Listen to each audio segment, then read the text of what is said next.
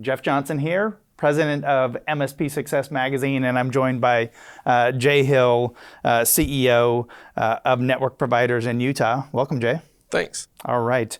You know, we were talking about this here, really that phishing attacks and employees making mistakes within the computers and on the internet and email and everything, just not being up to speed and trained to be able to recognize cyber threats is really the biggest threat to small businesses today.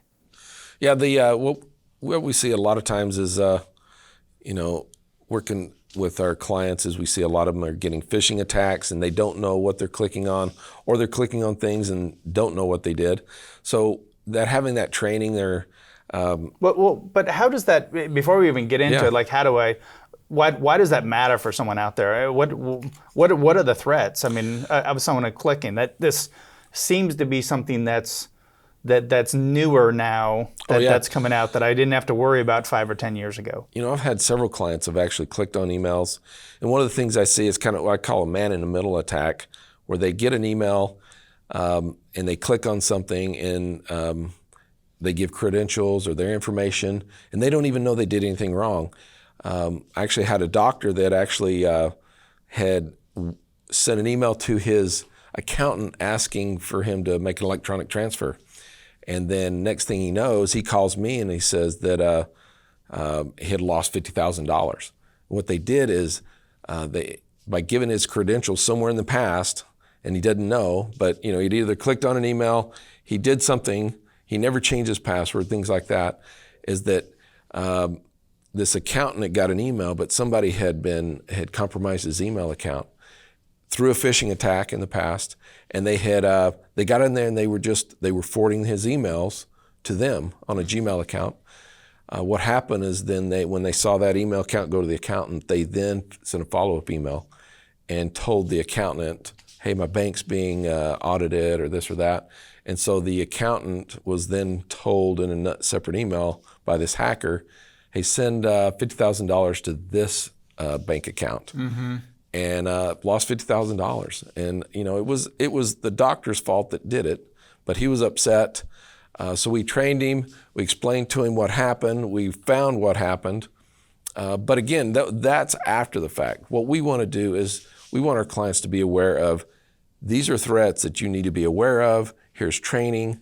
And so we're trying to train those clients and their employees, give them cybersecurity awareness training, so that, if they do something wrong, so what we do is we'll send out a phishing attack simulation. If somebody clicks on it, we know who clicked on it, what they did, and then by presenting them with training, and so that they won't do it again.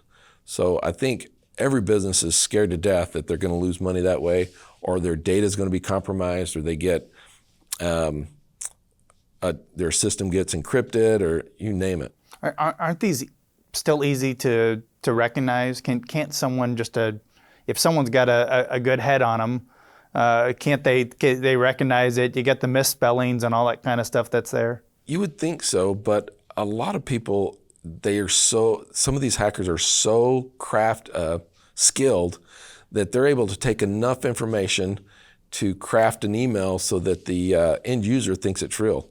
I've even been caught where, I'm in a conversation with somebody and I get, like for instance, I got a client that gets resumes. They're a job recruiter. They get resumes all the time. So that stuff that they're getting, they're dealing with. But the hackers can customize things such that it's unreal. You're not even aware. It's big business now. Oh yeah, and they're really good at it. We not only a phishing email, we're also seeing people getting text messages and they're clicking on things that they shouldn't. Mm-hmm. You got phone calls. There's all types of phishing. It's not just email, it's, phone, text, and social media hacking. So we just need to be aware of everything. And, I think training is a big part of that. Now, if somebody does get attacked, we also then go, okay, what are we going to do now?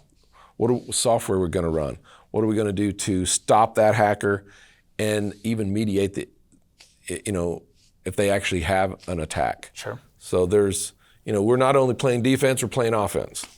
Well, if someone in the Utah area wants to get a hold of you to have you take a look at their systems and see of how they can do better with this, what's the best way to contact They you? can call me on my cell phone, which is 801-706-6980, or they can go to our website at www.networkprovidersinc.com.